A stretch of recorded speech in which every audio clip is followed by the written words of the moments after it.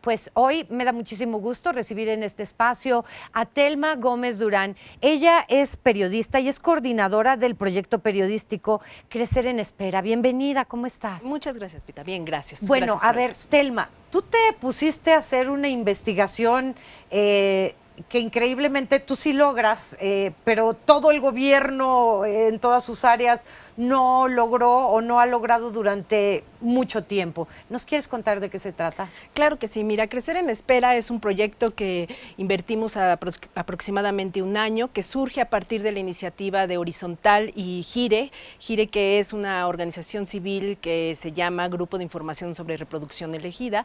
Estas dos inercias se juntaron y me invitan justo a hacer una investigación periodística sobre la adopción en México, sobre qué es lo que está sucediendo con los niños que están sin cuidados parentales. Para esto, bueno, hicimos 4 reportajes, una serie de videos y una serie de análisis de datos a través de solicitudes de información que hicimos a los al DIF nacional y a los DIFs estatales. A partir de esto, bueno, los 4 reportajes cuentan justo el camino que pasa un niño, una niña o un adolescente que está sin cuidados parentales y que tiene que decidir qué pasa con su futuro, si regresa con su familia de origen, si se va a vivir con un familiar de su familia extensa o si es dado en adopción. A partir de esto nosotros tomamos datos de un censo que ya se había hecho hace años del INEGI que nos mostraba que había 30,000 niños sin cuidados parentales en México. Estos 30,000 niños, que para muchos es una cifra mínima, es una cifra muy conservadora porque se cree que pueden ser más, son niños que el 80% viven en centros de asistencia social privados. Solamente un 20% aproximadamente vive en albergues públicos, la mayoría son albergues del DIF. ¿Por qué llegan estos niños? Nosotros, bueno, como periodistas y partiendo en un principio para delinear por dónde íbamos a investigar, nos hicimos varias preguntas. ¿Por qué llegaban estos niños a estos centros? ¿Por qué se quedaban sin el cuidado de una familia? ¿Cuántos años tienen? ¿En dónde están? ¿Dónde viven? ¿Quién los cuida? Y de ellos, ¿quiénes pueden ser susceptibles de ser adoptados? Y bueno, lo que encontramos, las cifras, es que la verdad es que sí son cifras que preocupan, porque si bien estos 30,000 niños es como la cifra oficial que nos ha dado INEGI, no estamos del todo seguros que sea la población total. No sabemos tampoco por qué están llegando. Sí hay indicios de que están llegando por violencia intrafamiliar, por feminicidios, porque los abandonan en hospitales. Hay que decir también esto, que muchos de estos niños son abandonados por sus propias familias. En el DIF nacional nos decían que incluso hay padres que llevan a sus hijos adolescentes a los albergues porque ya no saben qué hacer con ellos. Qué barbaridad. A ver, esta gráfica que estamos viendo, ¿qué representa? Esta gráfica la armamos a partir de los datos que nos respondieron varios DIFs estatales y el nacional sobre los niños que son susceptibles a ser adoptados y la edad que ellos tienen. Nosotros encontramos que entre mayo y junio de 2017, que fue cuando recopilamos toda la información, había en el país 1,168 niños, niñas y adolescentes que ya jurídicamente eran susceptibles de ser adoptados. ¿Qué quiere decir esto? Que ya no había un impedimento de una patria potestad que los detuviera, ¿no? Entonces eran niños que ya podían ser adoptados. En esa gráfica que veíamos ahí, es una pirámide que nos muestra que la mayoría de esos niños, el 90.7%, tiene más de 6 años. O sea, existen muchos mitos sobre la adopción en México y se piensa que es adoptar bebés. Ajá. Sí. No hay bebés Así para es. adoptar. Por lo menos en los sistemas públicos, en niños que ya están liberados jurídicamente, no son bebés. La mayoría tiene más de 6 años y hay un gran sector, como ustedes podrán ver en la base de la pirámide, que tiene más de 11 años. Ay, qué barbaridad. Oye, a ver, vamos a tratar de desmenuzar este asunto para que todos podamos entender claramente. Claro. Cuando dices niños sin cuidados parentales. Sin cuidados parentales, o sea, no están con sus papás, ni con su papá ni con su mamá. ¿Por qué no están con sus papás? Esa es una de las preguntas que, haciendo entrevistas, que investigando, nosotros lo que encontramos es que son niños que sí vienen de contextos de violencia. de violencia intrafamiliar, niños que a veces se quedan, muere la mamá y el papá no se hace cargo, o bien el papá nunca se hizo cargo de ese niño. Que muchas veces se quedan con la abuela, con tíos, pero tampoco hay un cuidado adecuado de estos niños y por diversas causas llegan a estas instituciones. Cuando llegan a estas instituciones es porque de alguna forma las instituciones los encontraron o alguien los llevó ahí. ¿Cómo es? En el caso de los DIF estatales muchas veces es por denuncias de violencia, de maltrato, de abuso sexual, porque se abrieron algunas carpetas de investigación. En el caso del DIF de la Ciudad de México específicamente es porque se han abierto carpetas de investigación. Cuando son bebés es porque los dejan abandonados, muchas veces que son niños expósitos, que esto quiere decir que no hay ningún rastro, que no se sabe quiénes son sus padres. Claro, hace que será una semana y media aproximadamente nos visitaron aquí de la Procuraduría justamente para hablarnos de los niños expósitos y se hablaba de una cantidad de 111, 113 niños expósitos.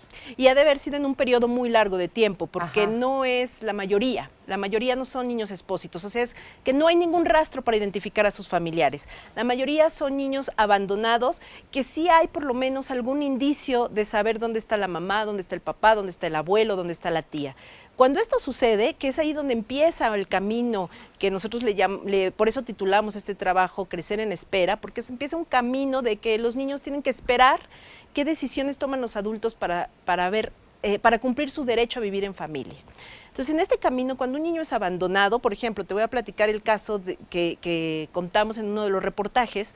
Un niño, su madre lo abandona en el hospital después de que da a luz en un hospital público. La madre había dejado sus datos. Este niño se va a un albergue de la Procuraduría y después se va a un albergue privado, que es con los que tiene convenios el gobierno de la Ciudad de México para cuidar a estos niños. A este niño afortunadamente le toca irse a vivir a un albergue en donde sí cuidan, que son más cuidadosos con los derechos de los niños. Pero al final, aunque sean muy cuidadosos los albergues, no es vivir en una familia. Claro. Este niño tuvo que pasar alrededor de 2 años y medio esperando a que se solucionara su situación jurídica para ver si su mamá se hacía cargo de él, conocer las causas por las cuales lo abandonó. La mamá, al no hacerse cargo de él, al rechazar, bueno, se busca a la familia extensa, se busca a un abuelo, a una abuela, a tíos, a primos, incluso hay estados que buscan incluso hasta familiares en 4º grado. Ajá. Esta búsqueda puede ser muy burocrática, pueden pasar meses, si es que alguien nos está buscando. Pero en muchas ocasiones ni siquiera hay esa búsqueda y entonces los niños se quedan ahí sin un expediente, sin un seguimiento a su situación jurídica. A ver, hablemos de estos albergues privados. Sabemos entonces que ha habido casos como el famoso Casitas del Sur, ¿no? Donde ni siquiera, o sea, donde los niños desaparecían, punto. O sea, de hecho hay niñas, hay personitas que están desaparecidos que no se sabe qué pasó con ellos, punto. ¿Por qué el gobierno hace uso de este tipo de lugares? ¿Porque ellos mismos no tienen la infraestructura para cuidarlos? Así es.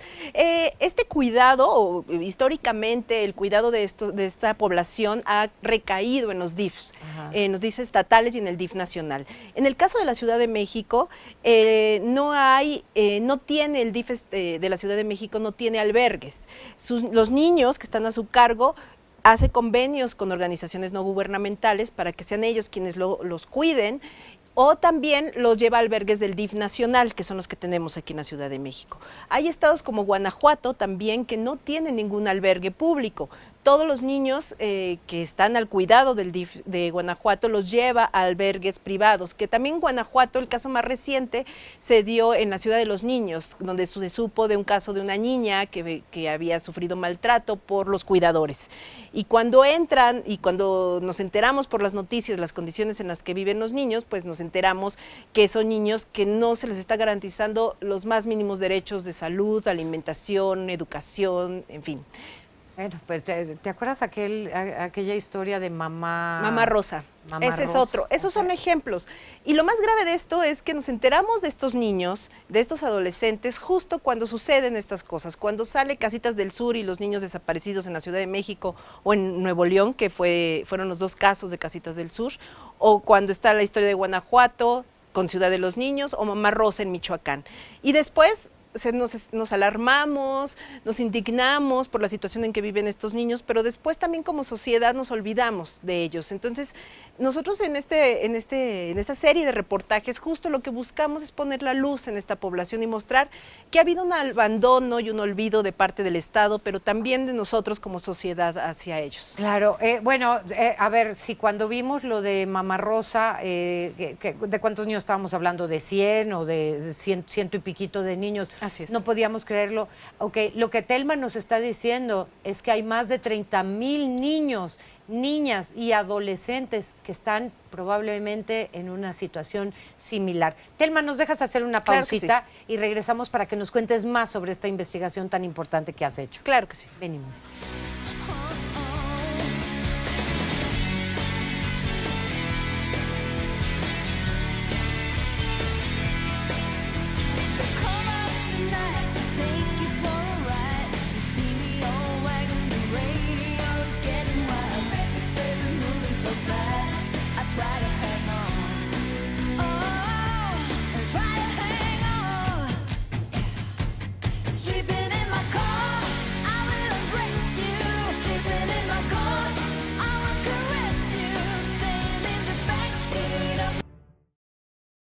Dicen que infancia es destino y entonces nos preguntamos, ¿cuál va a ser el destino de estos más de 30,000 niños, niñas y adolescentes que no viven con sus papás, que no tienen cuidados parentales, probablemente ni siquiera de un familiar, aunque sea lejano, que pueda haber por ellos y que están en diferentes lugares o casas, hogares, esperando? No sé qué están esperando. Telma Gómez Durán es periodista y es coordinadora de este proyecto periodístico que se llama Crecer en la Espera, que justamente ha dado a la luz toda esta información que nos tiene verdaderamente en shock, porque, ¿sabes?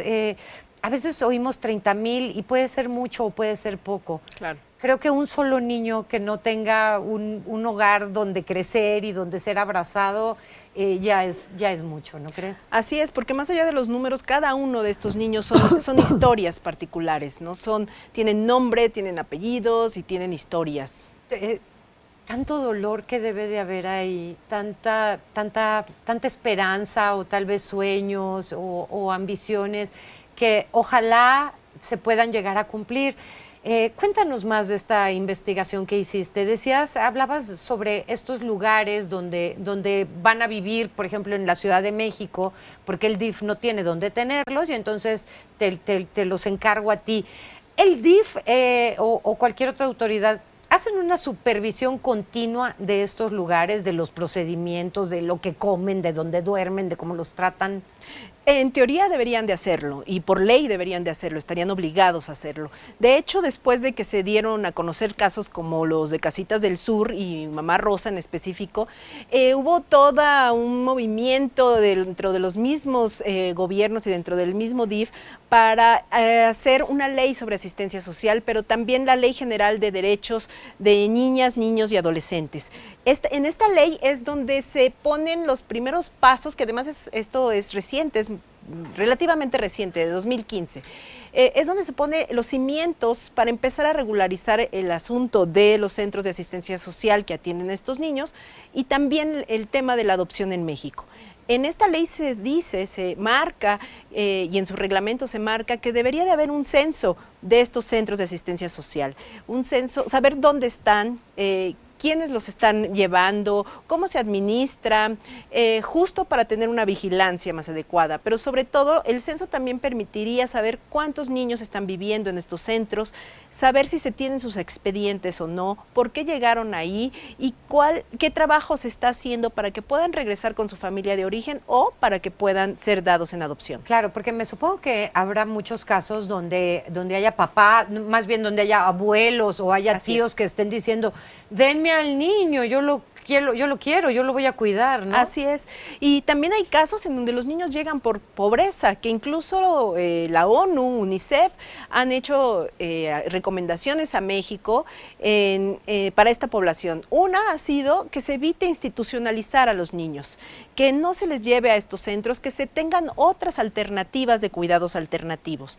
En uno de los reportajes nosotros hablamos justo de las familias de acogimiento, que es una alternativa que funciona en otros países, en países de Latinoamérica, Argentina, por ejemplo, que lo que busca justo es que familias cuiden a estos niños mientras se soluciona su situación. A ver, nosotros hemos tenido aquí a funcionarios del DIF que justamente han venido a hacer esta invitación, a decir, si tú quieres hacerte cargo de un niño, una niña, un adolescente, en lo que se regulariza su situación, adelante, ¿no? Así es.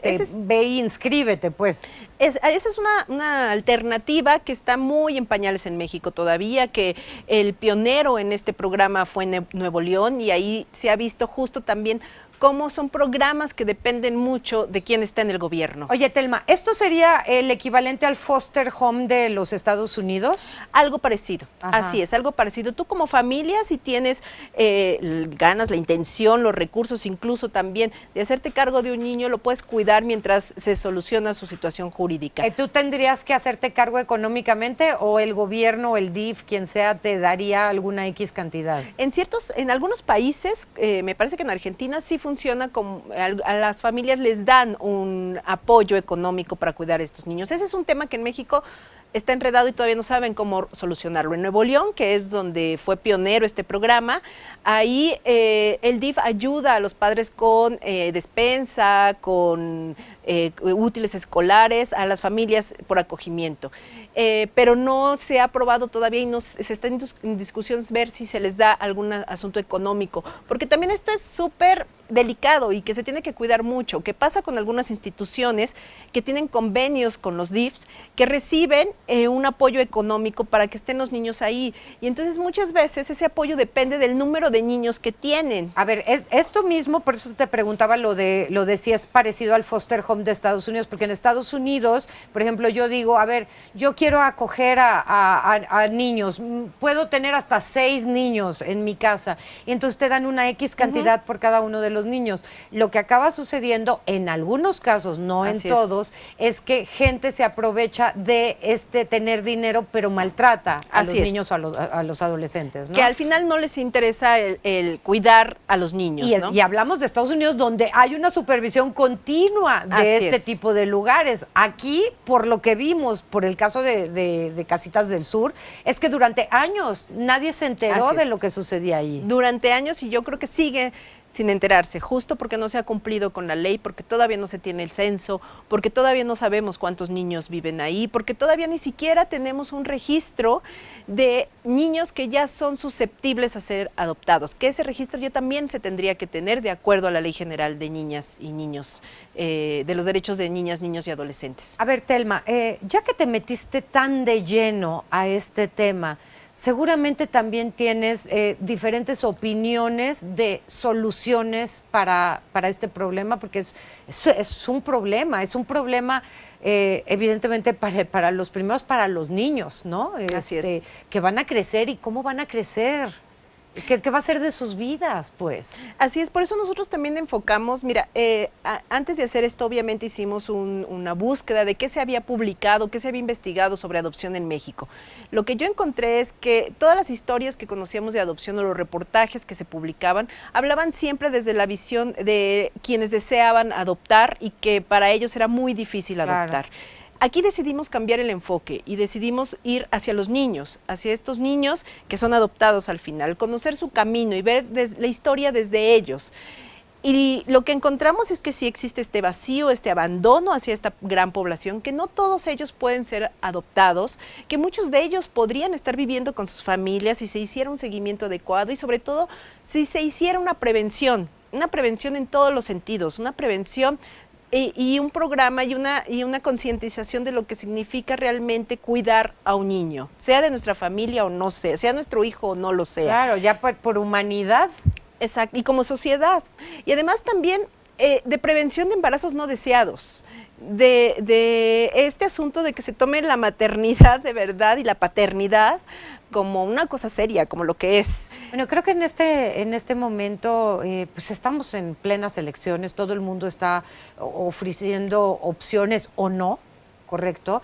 Creo que este es un buen momento para que candidatos a diferentes temas, ¿no? Desde presidencia hasta alcaldías, tomen un punto sobre esto y se dediquen a observar claramente, porque este es el futuro de nuestro país.